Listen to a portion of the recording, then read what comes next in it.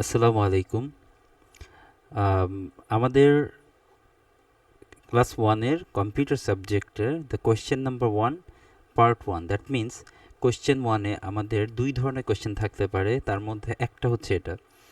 Question number one হচ্ছে works of different machine, and এটা orally হবে, and questions example, that means এই কোয়েশ্চেনের একটা এক্সাম্পল, মানে এখান থেকে যে কোয়েশ্চেন হবে তার একটা এক্সাম্পল আমি দেওয়া আছে এখানে।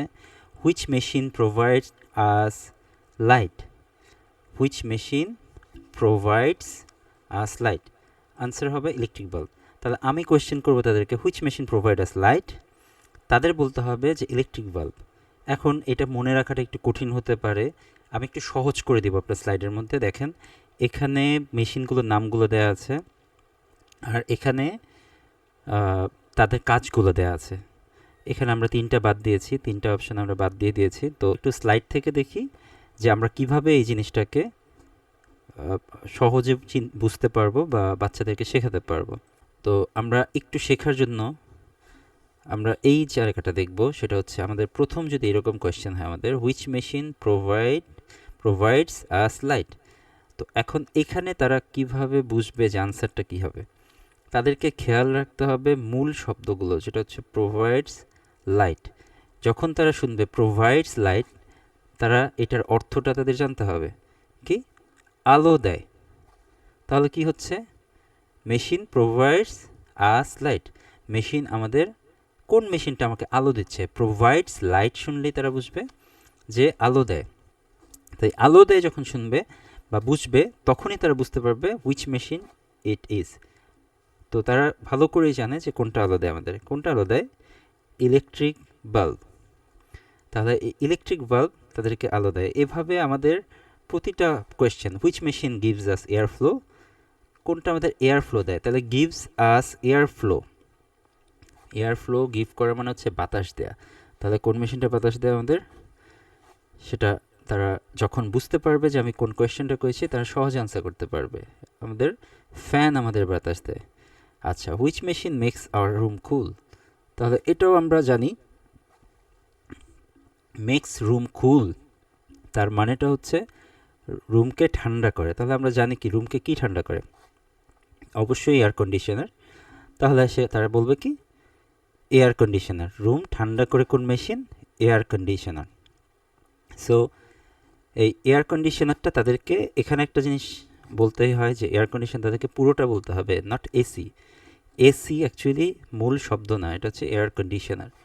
এভাবে করে আমাদের পরবর্তী সকল কোশ্চেনের আনসারগুলো এভাবে শিখবে, এবং মূল শব্দটা তাদেরকে মাথায় রাখতে হবে কি, তারা যদি কোশ্চেনটা না বুঝে না পারে, তাহলে তারা না বুঝতে পারে আমাকে আবার জিজ্ঞেস করবে, অ্যাগেন প্লিজ, বা সরি বলতে পারে, বা sorry please tell me again, ask me again. এভাবে করে তারা আমাদেরকে কোয়েশ্চেন করতে পারে, আমরা আবার কোয়েশ্চেনটা করব, আস্তে আস্তে করব, যেন তারা বুঝতে পারে। তার শব্দগুলো যদি ধরতে পারে তাহলে তারা উত্তরটাও জানবে।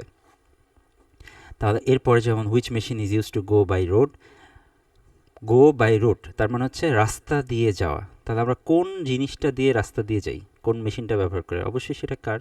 এবং তারা এটা থেকে বুঝতে পারবে এটা কার। এবং গো বাই রোড এইটার মিনিংটা কিন্তু তাদের বুঝলেই হচ্ছে, পুরো কোশ্চেন আনসার বুঝতে হবে না। Machine is use to go by river, river দিয়ে মানে কি, রিভার মানে নদী, গো বাই রিভার মানে নদী দিয়ে যায়। তাহলে আমরা এটাও আনসারটা বলতে পারবো যে নদী দিয়ে যাচ্ছে। তাহলে মানে হচ্ছে কি, এটা অবশ্যই বোট, নৌকা। এরপর আছে use to go by sea, sea মানে হচ্ছে সমুদ্র, গো বাই সি মানে সমুদ্র দিয়ে যাওয়া। তাহলে সমুদ্র পথে যায় যে জিনিসটা, সেটা হচ্ছে কি, শিপ, তার মানে হচ্ছে জাহাজ। এভাবে গো বাই এয়ার, বাতাস দিয়ে যায় যেটা, সেটা হচ্ছে প্লেন অথবা এয়ারপ্লেন। তাহলে এভাবে করে বাকি উত্তরগুলো, use to go to the moon, তো গো টু মুন মানে হচ্ছে চাঁদে যায়, চাঁদে যায় একটা জিনিসই, তাই না, রকেট যায়। তাহলে আমরা রকেটটা এখানে আনসার হবে। ঠিক এভাবে পরবর্তী শব্দ, use to watch our rooms, watch room মানে রুম পর্যবেক্ষণ করা। ওয়াচ, এখানে একটা জিনিস উল্লেখ্য যে ওয়াচ মানে হচ্ছে পর্যবেক্ষণ করা, মনোযোগ দিয়ে দেখা, আর সি মানে হচ্ছে শুধু দেখা। তো ওয়াচ রুম মানে হচ্ছে রুমটাকে, যে মেশিনটা খুব ভালোভাবে পর্যালোচনা করে, পর্যবেক্ষণ করে, ভালো করে খেয়াল রাখে। তাহলে সেই মেশিনটা হচ্ছে অবশ্যই সিসি ক্যামেরা। আমরা সিসি ক্যামেরা দিয়ে রুমের প্রতি খেয়াল রাখি। এরপর হচ্ছে আমাদের ইউজ টু স্টোর ফুড, খাবার জমা করে রাখা। আমরা খাবার কিসে জমা করি? স্টোর ফুড মানে হচ্ছে খাবার জমা রাখে। এই স্টোর ফুড কথাটা যখন যারা শুনবে তখনই বুঝবে এটা রেফ্রিজারেটর। এখানেও একটা জিনিস উল্লেখ করার বিষয়, সেটা হচ্ছে এটা কিন্তু ফ্রিজ না। ফ্রিজ মানে হচ্ছে ঠান্ডা বরফ হওয়া।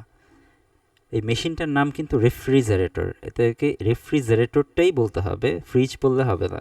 অনেকেই ভুল করে ফ্রিজ বলে, আমরাও ফ্রিজ ব্যবহার করি, কিন্তু ফ্রিজটা আসলে সঠিক শব্দ না, এটা হচ্ছে রেফ্রিজারেটর। এরপরে আমাদের আরও মেশিন আছে use to take picture. Take picture মানে হচ্ছে ছবি তোলা। তাহলে সেই ছবি তুলে কোন মেশিন? অবশ্যই ক্যামেরা। তাহলে তারা যদি শুনতে পায় যে টেক পিকচার আমি বলেছি, তাহলে তারা বুঝবে এটা ক্যামেরা হবে। তারপর ওয়াশ আওয়ার ক্লথস। তো ওয়াশ ক্লথস আমাদের কাপড় ধোয় কোন মেশিন? অবশ্যই সবাই জানে ওয়াশ ক্লথস মানে হচ্ছে কাপড় ধোয়া। তাহলে কাপড় ধোয়া হচ্ছে ওয়াশিং মেশিন। এরপর আছে আমাদের টু রাইট। রাইট মানে লেখা। কোন মেশিনটা দিয়ে লিখি আমরা? কলম দিয়ে। সো কলম English pen. Which machine is use to cook? তাহলে কুক মানে হচ্ছে রান্না করা। সো আমরা কোন মেশিন দিয়ে রান্না করতে পারি? ওভেন দিয়ে। So it will be, answer will be oven. Now I will ask, আমি আস্ক করবো which machine is use two store energy? তাহলে স্টোর এনার্জি মানে হচ্ছে শক্তি জমা করা। তাহলে স্টোর এনার্জি, শক্তি জমা করে রাখে কে? এই যে মোবাইল আমরা ব্যবহার করি, মোবাইল চালাচ্ছি, তারপর আইপিএস ব্যবহার করছি, এই জিনিসগুলো ইউপিএস ব্যবহার করছি, এখানে শক্তিটা কে জমা করে রাখে ভিতরে? মোবাইলে ব্যাটারি ডাউন হয়ে গেলে আর ব্যাটারি চলে না, তার মানে ব্যাটারি শক্তি জমা করে রাখে। তাহলে তাদের কাছে যদি লেখা আসে স্টোর এনার্জি বা কোশ্চেন আসে স্টোর এনার্জি, তাহলে তার আনসার করবে ব্যাটারি। এছাড়াও কিছু ইউজ টু কমিউনিকেট। কমিউনিকেট মানে হচ্ছে যোগাযোগ করা। তো এই যোগাযোগ করা মানে হচ্ছে কারোর সাথে ফোন করা, কল দেয়া, তার সাথে কুশল বিনিময় করা। তো আমরা জানি যে যোগাযোগ আমরা করি হচ্ছে মোবাইল দিয়ে, তাহলে এটার আনসার হবে মোবাইল। এরপর আছে হচ্ছে ট্রান্সপোর্ট গুডস, মানে কি? জিনিসপত্র নিয়ে যায়, বিভিন্ন জায়গায় নিয়ে যায়, এক জায়গা থেকে আরেক জায়গায়। ট্রান্সপোর্ট মানে হচ্ছে পরিবহন করা, আর গুডস মানে হচ্ছে মালামাল। তাহলে ট্রান্সপোর্ট গুডস মানে হচ্ছে মালামাল পরিবহন করা। তাহলে মালামাল আমরা পরিবহন করি কিসে? আমরা করি ট্রাক দিয়ে। তাহলে আনসার হবে ট্রাক। এরপর আছে ইউজ টু সি টাইম। সময় দেখার জন্য আমরা কী ব্যবহার করি? সি টাইম মানে হচ্ছে সময় দেখা। এটার উত্তর হবে ওয়াচ। এরপর আছে which machine controls different devices. কোন মেশিন বিভিন্ন ডিভাইস কন্ট্রোল করে? কন্ট্রোল ডিভাইস মানে হচ্ছে যন্ত্রপাতিকে নিয়ন্ত্রণ করে। তা আমরা এসি ছাড়ি কি দিয়ে? রিমোট দিয়ে। টিভি ছাড়ি রিমোট দিয়ে। তাহলে যে যন্ত্রটা কন্ট্রোল করছি আমরা মেশিনগুলো, অন্যান্য ডিভাইসগুলোকে, সেটা হচ্ছে রিমোট বা রিমোট কন্ট্রোল। এছাড়া আছে হচ্ছে which machine is use to watch satellite channels. আমরা বিভিন্ন টিভি চ্যানেলগুলো দেখি, তাহলে শব্দটা হবে ওয়াচ চ্যানেলস। চ্যানেল দেখি আমরা কি দিয়ে? টেলিভিশন। এখানে কিন্তু টিভি বলবে না, এটা এখানে বলবে টেলিভিশন। তাহলে আমরা বিভিন্ন চ্যানেল দেখি টেলিভিশন দিয়ে। তারপর কোন মেশিনটা ব্যবহার করে? Blend foods. Which machine blends food? Blend মানে মিশানো বা মিশ্রিত করা। আমরা সবাই জানি এটা ব্ল্যান্ডার। প্রশ্নের মাঝে উত্তর দেওয়া আছে যে এটা হচ্ছে ব্ল্যান্ডার। সো ব্ল্যান্ড করে ফুড, ব্ল্যান্ডার। এই ব্ল্যান্ড শব্দটা শুনলেই উত্তর হবে blender. Which machine cooks rice? Rice cook করে কে? প্রশ্নের মাঝে উত্তর দেওয়া আছে কুক রাইস মানে রান্না করা, ভাত রান্না করা। তাহলে কুক রাইস হচ্ছে রাইস কুকার। এছাড়া আছে which machine use to wifi use for wifi internet. Wifi internet মানে তারবিহীন ইন্টারনেট, মানে যে ইন্টারনেট ব্যবহার করতে তার লাগে না। তাহলে এইটা আমরা ব্যবহার করি কি দিয়ে? সবার বাসায় আছে এখন রাউটার। রাউটার দিয়ে আমরা ইন্টারনেট ব্যবহার করি তার ছাড়া, মোবাইলে কানেক্ট করে বা বিভিন্ন মাধ্যমে।